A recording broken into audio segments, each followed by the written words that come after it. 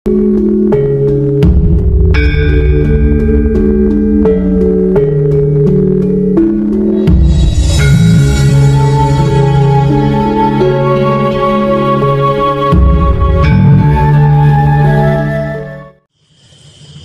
pertanyaan lagi?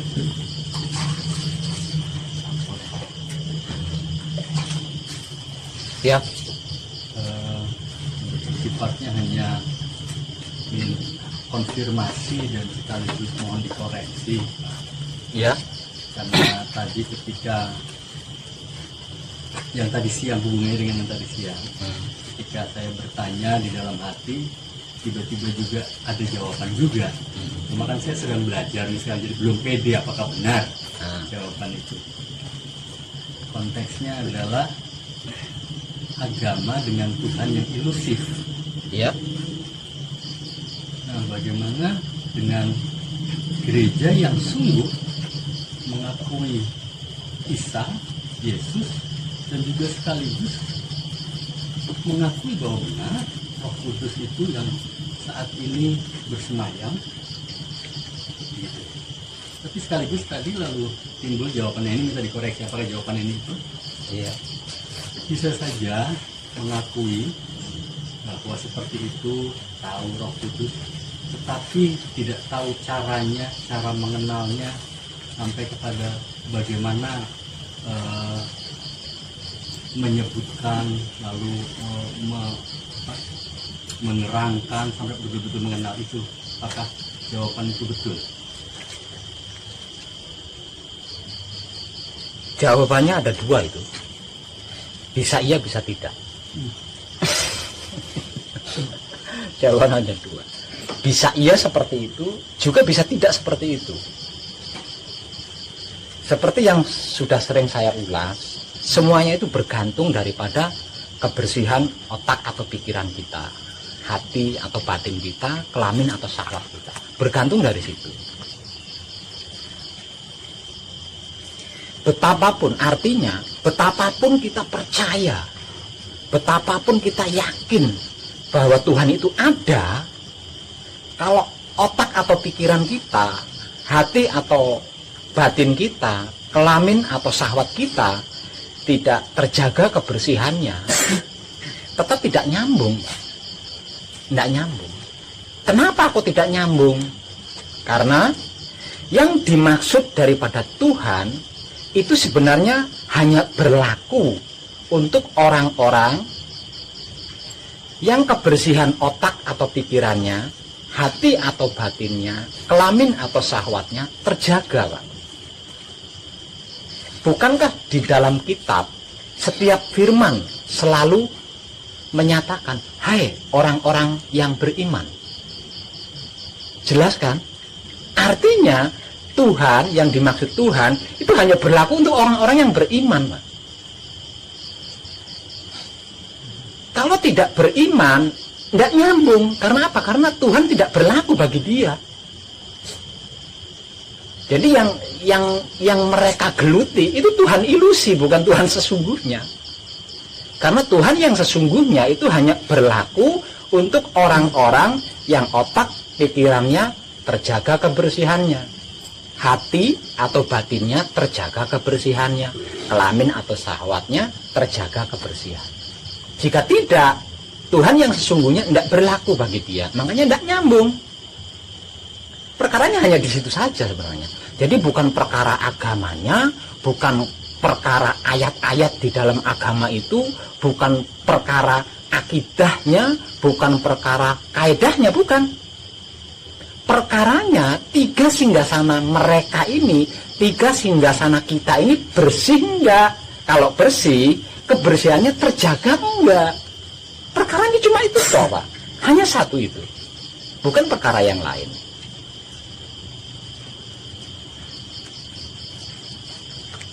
Di setiap firman itu selalu dinyatakan. Dan setiap firman itu hanya ditujukan untuk orang-orang beriman, kan? Hai orang-orang yang beriman. Kan selalu seperti itu.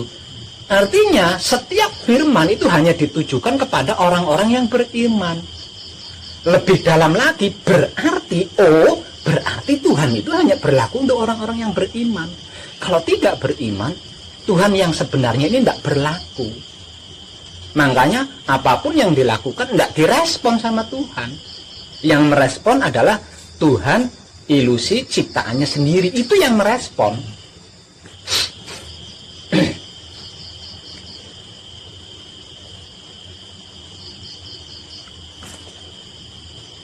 Unik kan? Sederhana, tapi nyaris tidak terpikirkan oleh kita.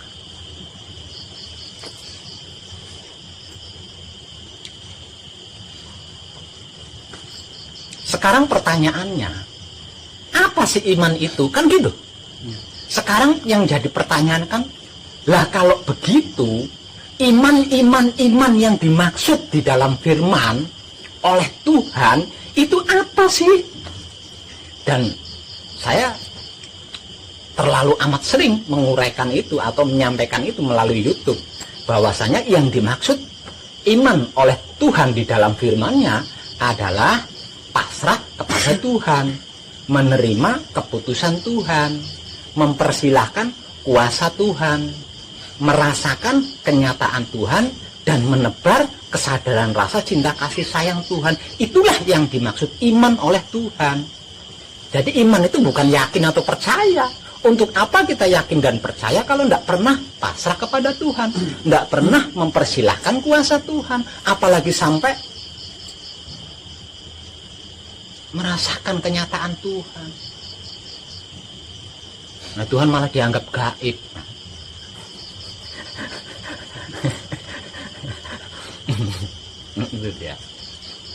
Nah, selama ini kita mencerna iman sebagai keyakinan kan, sebagai kepercayaan. Jadi hanya dengan sebuah kalimat saya yakin Tuhan itu ada dan esa, itu sudah merasa lebih cukup. Lebih dari sekedar cukup, sudah merasa lebih dari sekedar cukup. Hanya dengan berkata, aku beriman kepada Tuhan. Padahal Tuhan itu sendiri berfirman, hai orang-orang yang beriman, jangan berbangga dulu karena kamu menyatakan telah beriman kepadaku kalau aku belum menguji keimananmu. Ayo. Ayo. Artinya, dengan menyatakan dengan bibir aku beriman kepada Tuhan, aku percaya adanya Tuhan, tidak cukup. Tapi kalau kita bisa pasrah kepada Tuhan, bisa berserah diri kepada Tuhan, apapun keputusan Tuhan kita bisa menerima, dan kita mau mempersilahkan kuasa Tuhan karena Dia maha kuasa dan kita ini adalah makhluk terbatas. Kita ini makhluk terbatas, artinya ada batasan-batasan kita bisa bergerak. Selebihnya itu kuasa Tuhan.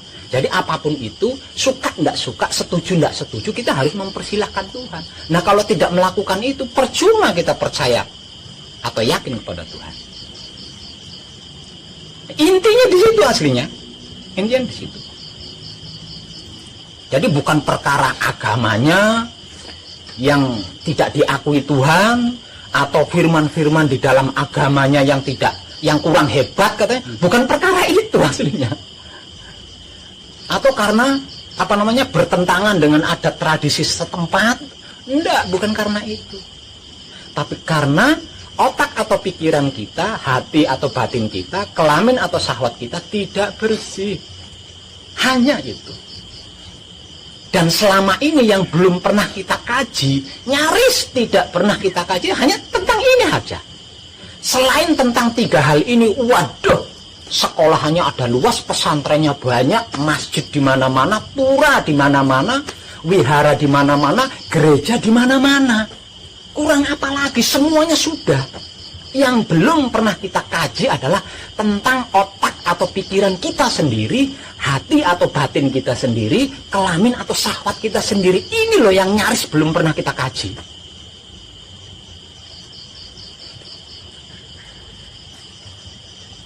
Perkara yang lain wis kabeh.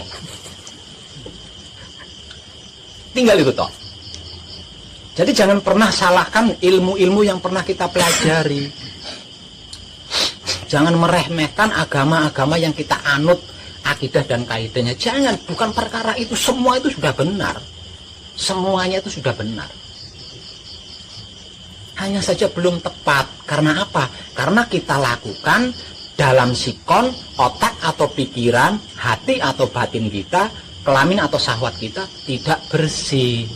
Makanya nggak nyambung. Kenapa kok tidak nyambung? Karena yang dimaksud Tuhan adalah maha suci. Nah, suci yang dimaksud ini tidak bisa dicampuri dengan apapun, tidak bisa tercampuri oleh apapun. Artinya yang bisa mendekati suci, yang bisa bersua dengan suci adalah suci lagi. Jadi kalau pikiran atau otak, hati atau batin, kelamin atau syahwat kita tidak suci, ya tidak nyambung, Pak. Tidak nyambung. Ini nggak bisa dibantah, ini real. Tidak bisa dibantah.